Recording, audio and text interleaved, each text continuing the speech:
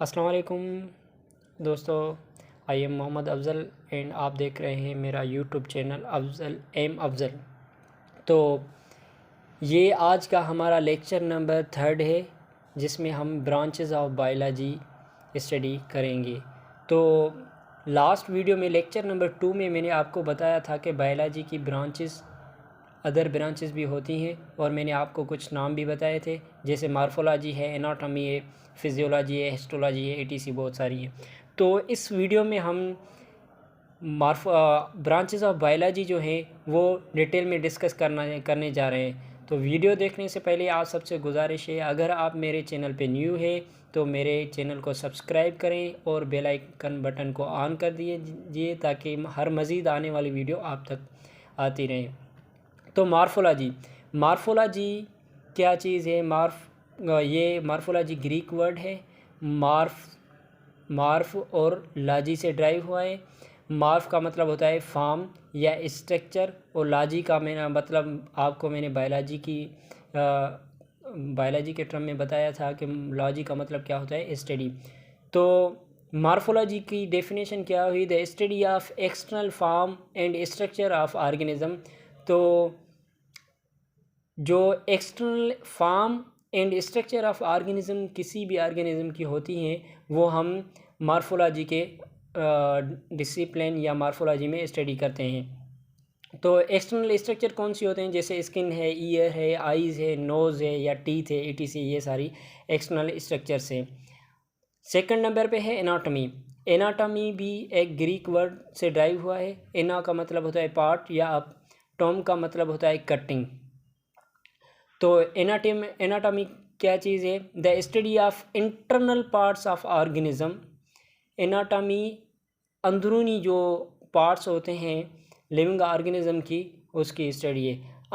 Internal parts कौन कौन से होते हैं? जैसे बोन्स हो गए, लिवर हो गया, हार्ट हो गई, ईटीसी, स्प्लीन हो गया, मसल्स हो गए और बहुत सारे, जैसे स्टमक हो गया। ये सारे इंटरनल स्ट्रक्चर्स या इंटरनल पार्ट्स या internal organs of living organism यानी एनिमल्स के हैं। Morphology external structures of organism, anatomy internal structures of organism. तो ये ऑर्गन या पार्ट्स ऑफ एनिमल्स हैं। जैसे इंटरनल ऑर्गन्स कौन कौन से होते हैं और एक्सटर्नल ऑर्गन्स कौन कौन से होते हैं? इंटरनल ऑर्गन्स वो होते हैं जो स्किन के इनसाइड होते हैं, जैसे bones, stomach, liver, pancreas, heart और स्प्लीन। और एक्सटर्नल ऑर्गन्स कौन कौन से होते हैं? वो ऑर्गन्स जो आउटसाइड है स्किन हो, स्किन के आउटसाइड है। जैसे स्किन एक्सटर्नल है, eyes, nose, teeth, ears, ETC वगैरह, ये कौन से हैं? एक्सटर्नल ऑर्गन से। ये तो हो गए एनिमल्स के। अभी प्लांट्स के कुछ पार्ट्स में बता देता हूँ आपको, जैसे leave, roots, trunk, stem, branches, flower, ETC, ये सारे क्या हैं? प्लांट्स के पार्ट्स हैं। आगे हम डिस्कस करेंगे जब प्लांट की हम स्टडी करेंगे, यानी बॉटनी का पोर्शन पढ़ेंगे, तो मैं आपको ये सारी चीज़ें एक्सप्लेन कर दूंगा कि लीफ का फंक्शन क्या होता है, रूट, ट्रंक, स्टेम, ब्रांचेस और फ्लावर सारे का फंक्शन क्या होता है। तो आगे चलते हैं। थर्ड नंबर पे हमारी एक ब्रांच है बायोलॉजी की जिसका नाम है हिस्टोलॉजी। हिस्टोलॉजी एक ग्रीक वर्ड से ड्राइव हुआ है। हिस्टोस का मतलब होता है टिश्यू और लॉगस का मतलब होता है study. The study of tissue of plant and animals. Histology क्या चीज़ है? प्लांट और एनिमल के जो टिश्यूज़ हैं उसको हम हिस्टोलॉजी कहते हैं। जैसे एनिमल्स के अंदर टिश्यू होते हैं, muscular tissue, epithelial tissue, connective tissue, nervous tissue, ये सारे एनिमल के टिश्यू। आगे ये सारे हम डिटेल में स्टडी करें, बस यहाँ तक आप जस्ट नाम इसके ना याद कर लें कि एनिमल्स के अंदर कौन कौन से टिश्यू होते हैं। और प्लांट के अंदर कौन से टिश्यू होते हैं? परमानेंट टिश्यू होते हैं, मेरिस्टेमेटिक टिश्यू होते हैं, जाइलम होता है, फ्लोएम होता है, ईटीसी और भी बहुत टिश्यू होते हैं। फोर्थ नंबर पे है फिजियोलॉजी। फिजियो ग्रीक वर्ड है, फाइसिस से ड्राइव हुआ है, जिसकी मीनिंग होती है नेचर। तो फिजियोलॉजी क्या है? The study of functions of body parts. Physiology क्या है? फंक्शंस ऑफ बॉडी पार्ट्स या स्ट्रक्चर्स, उसको हम क्या कहते हैं? फिजियोलॉजी। जैसे एनिमल्स के अंदर कोई बहुत सारे आर्गन्स है और पार्ट्स है, किस आर्गन का क्या काम है, ये हम कौन सी ब्रांच में स्टडी करते हैं, फिजियोलॉजी में। जैसे brain control centre of body है और इसका काम क्या है, थिंकिंग, डिसीशन लेना और अदर बॉडी के आर्गन को कंट्रोल करना। यानी ब्रेन का हम क्या स्टडी कर रहे हैं, फंक्शन। ये कौन सी ब्रांच में स्टडी करेंगे, फिजियोलॉजी में। हार्ट का क्या काम होता है, पंपिंग आर्गन ऑफ बॉडी है। हार्ट को किस चीज़ को पंप करता है, ब्लड को पंप करता है। ये पंपिंग क्या है, हार्ट का फंक्शन है। स्टमक का काम क्या होता है, डाइजेशन। और आइज़ का क्या काम होता है, सी। ईयर्स का क्या काम होता है, हियरिंग। टंग का क्या काम होता है, टेस्ट। ETC बहुत सारे आर्गन है जिसमें हम फंक्शंस ऑफ ऑर्गन्स स्टडी करें, वो फिजियोलॉजी की ब्रांच है, फिजियोलॉजी है। यानी मॉर्फोलॉजी में हमने एक्सटर्नल स्ट्रक्चर या एक्सटर्नल ऑर्गन्स की स्टडी करते हैं। एनाटॉमी में इंटरनल ऑर्गन्स या स्ट्रक्चर्स की स्टडी करते हैं। हिस्टोलॉजी में हम टिश्यूज़ की स्टडी करते हैं। और फिजियोलॉजी में हम उन ऑर्गन्स की स्टडी उन ऑर्गन के फंक्शंस की स्टडी करते हैं। ये एनिमल्स के ऑर्गन्स कुछ हैं और उनके फंक्शन ये। और प्लांट के ऑर्गन, प्लांट में क्या होता है, लीफ। मैंने आपको पहले बताया लीफ का फंक्शन क्या होता है। लीफ क्या है, फूड फैक्ट्री यानी फूड प्रिपरेशन। लीफ जो है फूड बनाता है। स्टेम क्या करती है, सपोर्ट करती है। और भी बहुत सारे स्टेम के काम है। फ्लावर क्या है, रिप्रोडक्शन करवाता है।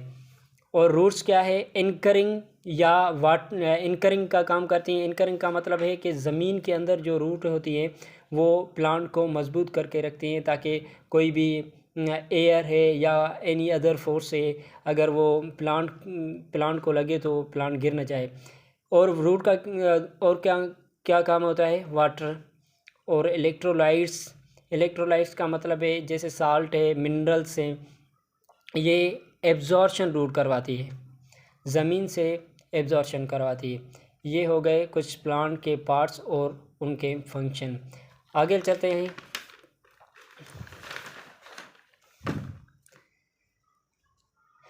फोर्थ नंबर पे साइटोलॉजी का मतलब क्या होता है, ये ग्रीक वर्ड है, काइटो से निकला हुआ है, जिसका मतलब है हनीकॉम। ये हनीकॉम कैसे आया, ये हम सेल वाले चैप्टर में स्टडी करेंगे। अभी तक यहाँ तक जो है ना, आप इतना याद रखें कि साइटोलॉजी या सेल बायोलॉजी क्या है, study of cells and its organelles. Cytology क्या है, सेल्स की और उसके ऑर्गेनील्स की स्टडी है। सेल्स हमारे कौन कौन से होते हैं, जैसे मेन क्या होते हैं, प्लांट के सेल्स होते हैं, एनिमल्स के सेल होते हैं, और भी टाइप्स सेल के होते हैं, जैसे प्रोकैरियोटिक सेल होते हैं, यूकैरियोटिक सेल होते हैं। ये आगे हम डिस्कस करेंगे। अभी तक जो आपके बुक में जितना लिखा है उतना आप याद कर लें। जैसे एनिमल के सेल की हम बात करें, ये एनिमल का एक सेल है, ये सारा एक एनिमल का एक सेल है। एनिमल के सेल की आउटसाइड जो आउटर मोस्ट कवरिंग होती है, जो सबसे बाहर वाली कवरिंग होती है, उसको क्या कहते हैं, सेल मेम्ब्रेन। और सेल मेम्ब्रेन के इनसाइड एक फ्लूइड लाइक सब्सटेंस होता है, जिसको हम क्या कहते हैं, साइटोप्लाज्म। और उस साइटोप्लाज्म के अंदर एक सर्कुलर बॉडी होती है, सर्कुलर स्ट्रक्चर होती है, जिसको हम क्या कहते हैं, न्यूक्लियस। और न्यूक्लियस के अंदर जो है थ्रेड लाइक स्ट्रक्चर्स होते हैं, धागोनुमा, उसको हम क्या कहते हैं, क्रोमोसोम। और साइटोप्लाज्म के अंदर ये एक नेटवर्क ऑफ प्रोटीन या धागेनुमा नेटवर्क होता है, जिसको हम क्या कहते हैं, साइटोस्केलेटन। और न्यूक्लियस के अंदर एक फ्लूइड होता है, जिसको हम क्या कहते हैं, न्यूक्लियोप्लाज्म। और ये है लाइजोसोम, एक सर्कुलर बॉडी। आगे हम सेल वाले चैप्टर में एक एक करके सारे सेल और सेल के ऑर्गेनेल्स को डिस्कस करेंगे। अभी तक आप जो है ना, इसके नाम से याद कर लें। और प्लांट और एनिमल में क्या डिफरेंस है, प्लांट में जो है outermost covering cell membrane होती है, और एनिमल में outermost covering cell membrane होती है, और प्लांट में आउटर मोस्ट कवरिंग क्या होती है, सेल वाल होती है।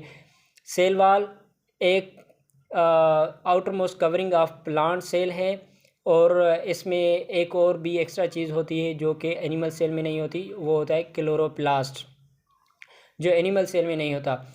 सेल वाले चैप्टर में हम डिस्कस करेंगे प्लांट और एनिमल सेल का जो डिफरेंस है वो।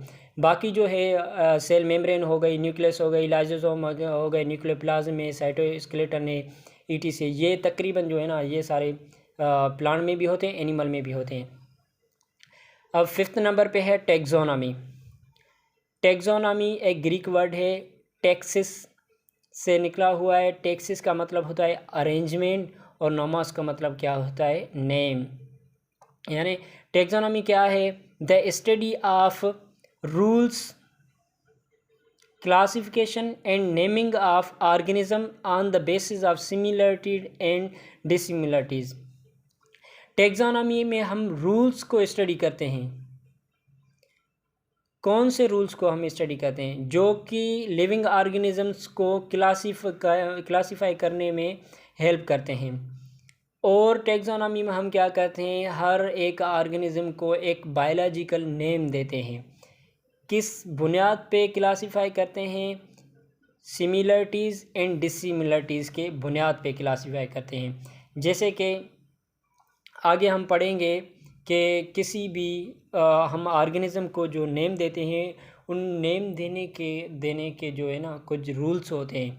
और क्लासिफिकेशन का मतलब होता है कि आप देखेंगे अगर तो हमारी अर्थ पे वेराइटी ऑफ ऑर्गेनिज्म है, इतने डिफरेंट किस्म के ऑर्गेनिज्म हैं जो कि हम अभी तक मतलब तकरीबन डिस्कवर हो चुके हैं, मगर अभी भी बहुत सारी वैरायटी है। अगर हम हर एक ऑर्गेनिज्म को अलग अलग स्टडी करेंगे तो हमें बहुत सारा वक्त लगेगा और हम उनकी स्टडी नहीं कर पाएंगे, यानी कि स्टडी उनकी डिफ़िकल्ट हो जाएगी।